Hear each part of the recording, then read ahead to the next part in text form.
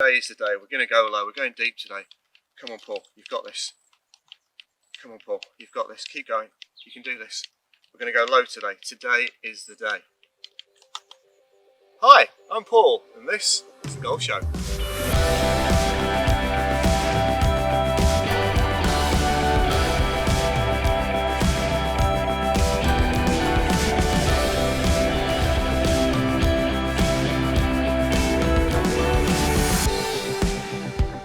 Hi everyone, I'm Paul Hemlin. Welcome to The Golf Show. This week on The Golf Show we're going to talk to a mine coach. That's right, someone who's going to get inside here. Jack Nicklaus once said that the toughest course in the world to navigate was between these 6 inches here. So we're going to have a good chat with the mine coach and see if that's the way to unlock some better scores. We're going to talk about the rules when you're searching for your ball. We've still got Rory McIlroy's shirt to give away, so make sure you subscribe and get entered into that competition. In fact, if you are new to this channel, I would ask you to subscribe, please. It really helps me out, and that way you're not going to miss out on any of the great content we're putting out there each week. But first, we're going to do a clothing review from the new spring-summer range from one of my favourites, Lindeberg. Check this out.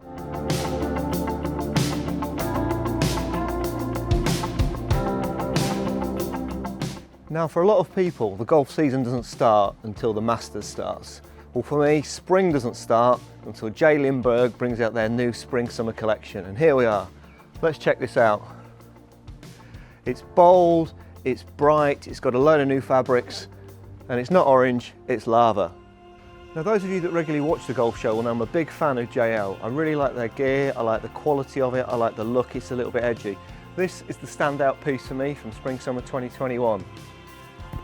We've got the Pear Polo shirt, it's got a orange sleeve, a grey sleeve, and grey around the waistline. I think it is designed to be worn untucked. I'm not really comfortable with having shirts untucked on the golf course, so I'm probably not gonna do that. It's got a nice sort of mesh fabric down here, if you can see that. I'm wearing that with a print soft compression top. Now, I'm a large in Lindeberg shirts. I normally go one size up in the compression top, so I've ordered an XL here, and it is a bit roomy. I think I'd have been better off with a large. I like the print. It's got Lindeberg down the sleeve, but these are quite expensive. This shirt is £80. This compression top is £75, and that's a lot of money to spend on a top that's going to go underneath something else. But check these bad boys out. But what's really interesting are the trousers. So these are the Ross trousers. They're £109. I quite like white golf trousers, but would I wear something with this orange stripe down the side? The stripe is that mesh fabric again to give you a bit more breathability, which is a great idea. It just looks a little bit loud. I can't work out if I look like an extra from Return of the Jedi or whether it's something more you see on Elvis's comeback special. Thank you very much. So I don't know. I really can't see me wearing these on the course. I really can't see me wearing these anywhere, actually. So it's a shame. They're a lovely fabric. I like that idea, but I think they're just a bit too bold. Maybe if I was presenting the golf show from the year 2099, maybe this might be what we're all wearing in the future. But for summer 2021, you won't be seeing me in these trousers. I do hope you're enjoying these clothing reviews that we're doing on The Golf Show. As you can probably tell, I'm really enjoying making them. And now I'm pleased to announce I've got a fantastic competition just for you guys. Our friends at Scottsdale Golf are very generously giving away a £100 gift voucher for you to spend on any clothing or any footwear they've got in stock. And it's really simple to enter. All you've got to do is head over to The Golf Show's Instagram page, which is @golf_show_official. And follow the instructions from there. It's that simple. This competition is going to run until the 22nd of March, which will give the winner the chance to get their clothing ordered and have it with them for when golf starts again on the 29th of March. Yes! So good luck with that. Head over to our Instagram now, follow the instructions, and best of luck in this fantastic competition, courtesy of our friends from Scottsdale Golf. The orange even matches my shirt.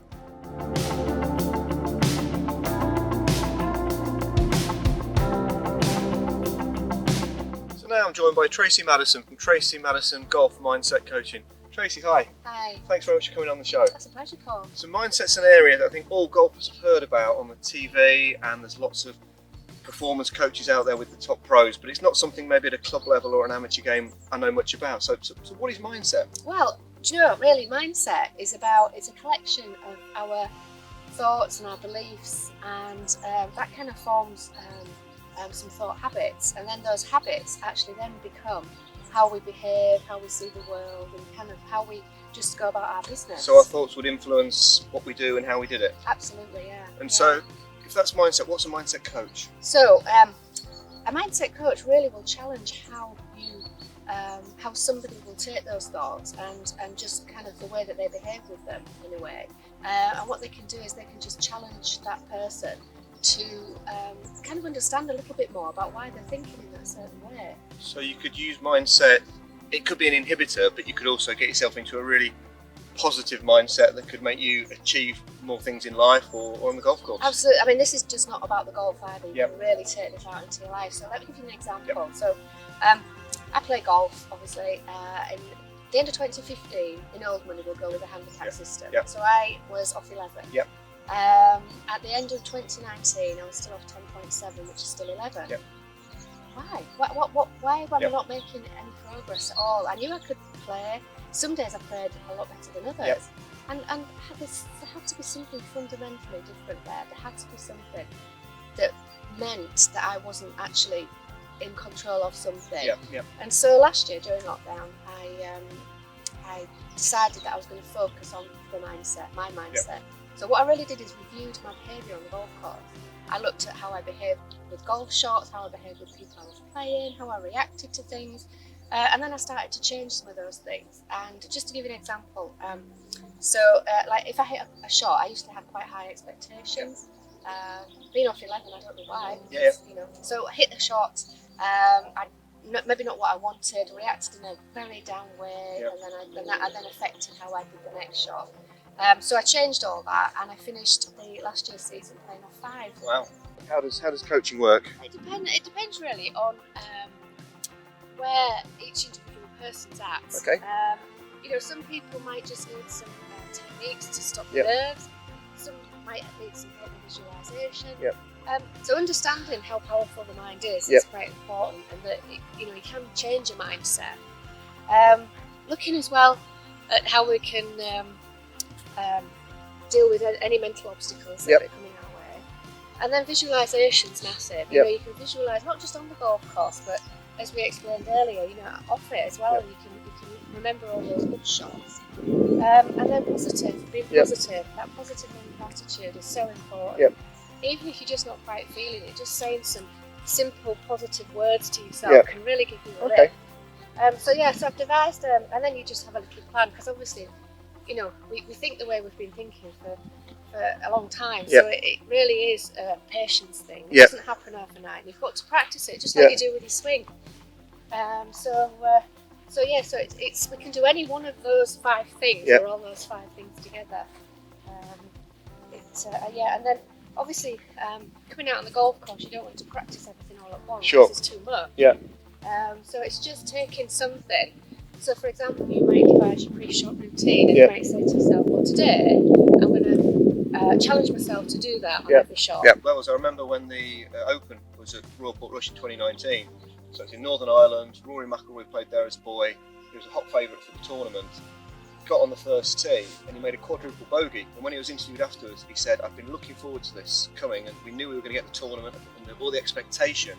But then I got on the first tee and I was nervous." And if Rory McIlroy, who's been number 1 for nearly 2 years or something in his career, gets nervous on that because he hadn't thought about it. Whereas maybe if he'd have just calmed himself 5 or 10 minutes before there, got himself into the zone a bit more, and this is going to be different, that could have had a massive different outcome. Oh, definitely, and I think that's another good example. You know, if our thoughts or if our mindset isn't isn't 100% good, in a good place, that's going to affect our emotions. It's going to affect our physical movement as well. You know, it could be a little tight or whatever. So if our mindset just isn't quite prepared or ready, or we're too busy thinking about something when we get on the first tee, we're just not going to behave or have a good golf swing in the way that we normally feel relaxed. Absolutely. I mean, I sometimes come straight from work, suit off, golf clothes on, straight on the first tee, and it takes me 2 or 3 holes to stop thinking about work. Or if I'm playing early, I've got work afterwards. Halfway around, I'm starting getting into, I'm going to be busy, and it does impact you, doesn't it? Oh, it does massively. Yeah, definitely. And quite often I might play golf with my wife, who's a beginner. I might play with my kids who are teenagers. I might play social golf with my buddies. I might play in a medal on a Saturday. or I might play in a pro-am with a tour pro, so I'm playing at lots of different types of golf, and I want to play well all the time. I really love my golf, but I know I can get a bit, you know, Rachel's a new golfer, her and Zach might be talking whilst I'm playing my shot, I'm giving it one of those, which isn't really on, because it's just a bit of a family game. How should I set my expectations for, because I just want to come out and have fun with them. I still want to play well, but it's really just a family thing, but that's completely different to me playing in a pro-am in Spain with a tour player. What should I do differently? But you know, well, the way it isn't really, because we should be enjoying it at every level. Yep. Whether it's a pro-am or whether it's with our family. I mean, I don't know about you, but when I've played golf before, if I've just been playing around with friends and it's not, you know, it's not being serious, I find it better because I'm more relaxed. Yep. I'm not focused on the outcome. Does nothing happen if I don't do a good shot. Whereas when you're suddenly playing with a card, people say that as well, don't they? I've got the card, so suddenly that's triggering like a negative thought straight Absolutely, away. Or you hear people saying, oh, I hate this tee shot, or I hate bunkers. Yeah, quite interesting is that as well. So people will stand on a tee and they'll go, oh, do you know, I hate this hole. Yeah. Straight away the negative implications have started to happen. Or they'll be stood there thinking, oh, there's a bunker in my way. So therefore, straight away they're focused on an obstacle that's in the way. And the funny thing is that the mind doesn't actually understand the word don't go in the bunker, avoid the bunker, or please don't do this, or do this. All it sees is bunker, water, whatever. And suddenly then you're focusing on that. It's a bit like it's funny, isn't it? Because you just think that's all your mind can suddenly see. And so we instead of just thinking, right, where's my target? You don't see anything else around. You're just focusing straight on your target, and then you're visualising where that ball needs to go, which is quite a strong. And I think that's what the tour players are really good at. And you'll see them. They'll get ready to play their shot. There'll be a bit of noise. They'll give somebody a bit of a dirty look. They'll step back in. But the thing about it is, if you really look at what the pros do, they have a proper pre-shot routine. Yep. They really do go back into doing a step-by-step process that makes them prepared then for hitting a golf shot.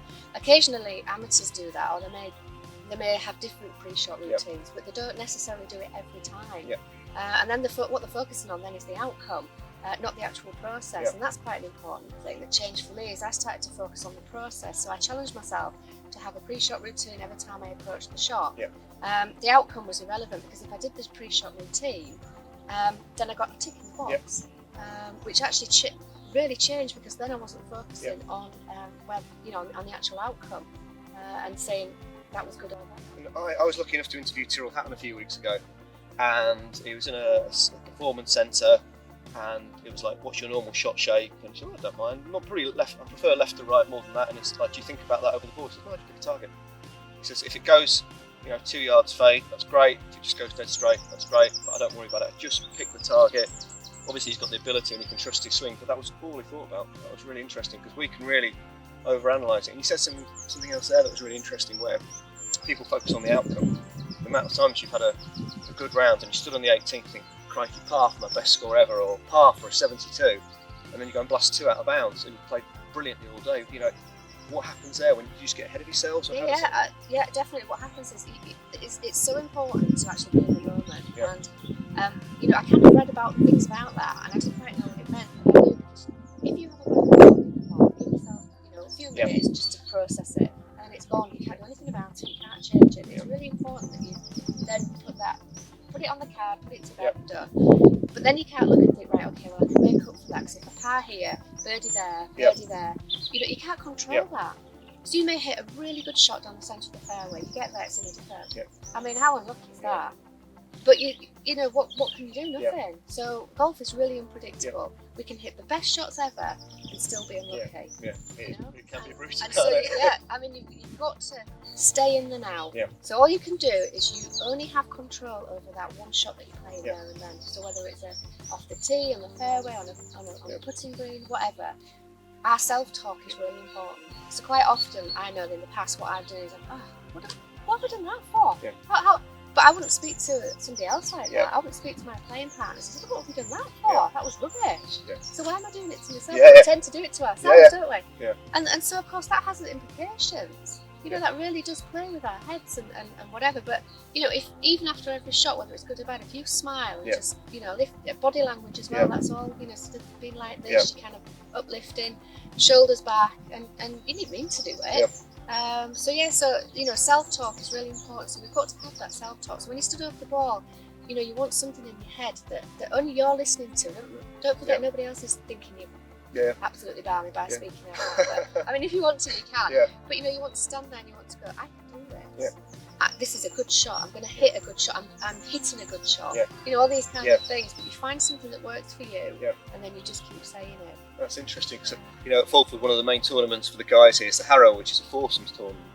And it just feels like me and my playing partner are just saying sorry all the time. Sorry, I've hit it in the tree. Sorry, I've hit it out of bounds. And, you know, we're not trying to do that. We're trying to do our best, but you do, and it's really funny. And that's the biggest thing is there should never be any apologies, because we don't ever mean to do it. You know, we really do. So, you know, if you did that, if your partner did that, what you won't go to them, what did that was totally rubbish. You know, you would say, hey, it doesn't matter. Let's focus on the next shot, get ourselves back in play, and we're on it. So I'm just imagining myself, I've just left the first hole. Be nice to have made a par on there, get the medal underway, and then we've got to head over to the second. The second is a beautiful par 4, slight dogleg left. The start of Fulford is quite hard, Trace, isn't it? I mean, it's a championship course anyway, but you know, the first few holes are pretty tough, and you hear people saying if you're around about your handicap by the 5th hole when we go over the bridge, you're doing well. Again, if that could be a bit of a negative mindset, I guess, just thinking, you know, this course is tough and it's going to beat me up. Oh, absolutely. I used to think, I think it's quite a long course. Yep. But if you view it as a long course, it's straight away you see it as a long Yep. course. So you just break that down hole by hole, and really it's very achievable. Well, and how can you stop yourself from getting ahead of yourself? It's really going back to that pre-shot routine. Yep. Yeah, because the pre-shot routine will bring you back to the here and now, and it's so important. And even doing some, you know, a little bit of mindfulness, some breathing techniques, anything to bring you back to here and now. Even just pinching yourself, because you know your mind can wander off, and going ahead into the future. I mean, we don't know what's going to happen. We can't control anything. Once that ball's hit, we can't then control how it lands, where it rolls, what it does. It's going to do what it's going to do, but we can control how we hit it. But if you're on thinking ahead, your thought isn't 100% on how you're going to hit it. So it's detracting from your focus on the shot. It is, okay, that's interesting. I've never thought of it like that. Absolutely. Brilliant, that's great advice. Tracy, thank you so much for your time. Thank you for coming on the Golf Show. That was a pleasure, Paul. Thank you very much. Thank you.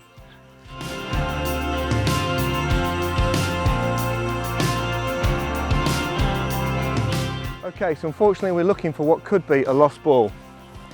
When the rules of golf changed a couple of years ago, it went down from a 5 minutes time to your search to 3 minutes. So you've got 3 minutes to find your ball. And the reason for that change was to speed up the game. But I'm not sure it's actually had that effect. Because if you know you've only got 3 minutes from getting to your ball, is there really an incentive for you to run down the fairway ahead of your group so you can find it and save time? Because as soon as you get there, the 3 minutes starts. Whereas if you get there with your buddies and there's 4 of you looking for it, you've got 4 times the chance of finding it.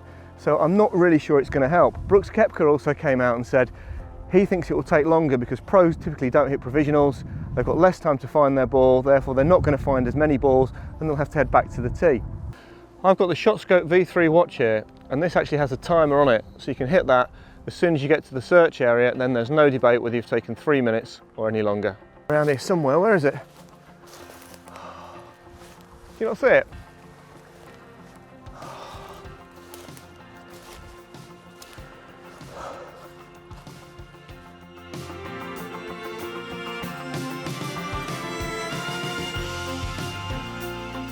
I want to give you Rory McIlroy's signed night golf shirt, and all you've got to do to be with a chance of winning this is to subscribe to The Golf Show on YouTube. Yes, it's as simple as that. Go on YouTube, search up The Golf Show and hit that subscribe button. And whilst you're there, turn on the notifications so you're not going to miss the great content we're putting out there each week. Then, when we get to 1,000 subscribers, I will pick one at random and I will ship this beauty anywhere in the world. Best of luck.